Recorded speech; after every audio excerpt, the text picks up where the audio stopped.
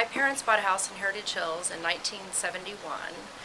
Their home was on tour in 1973, fully 30 years ago. Of course, most children, when they graduate and move away, think they'll never return home, and I didn't really plan on returning to Heritage Hills.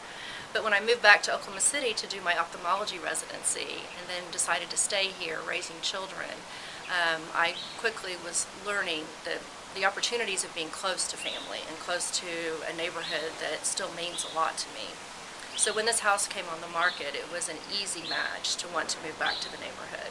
About 6 months after moving into the home, I wanted to update the kitchen with more current technology, with cooktop and ovens, moving the cooktop from this space on a peninsula over to a more protected space so that the children wouldn't be around a hot stove.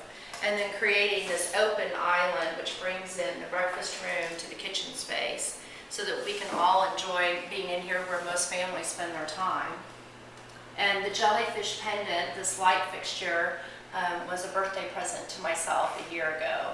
It's from Italy, from Murano. The previous owners, who had done a major remodel to the kitchen, brought the architectural columns from the exterior into the space in the kitchen and maintained the arch of the windows from the exterior inside, which I think is something that's unusual to a home, that you would see both the architectural design elements and the exterior brought into the kitchen.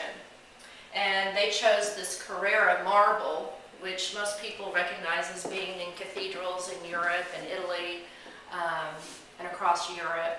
And we added the black granite countertop to update. We had previously lived in a gated neighborhood in the Edmond area, and knew lots of people in the neighborhood, but never saw our neighbors within the neighborhood itself. We'd see them out at school events or around town.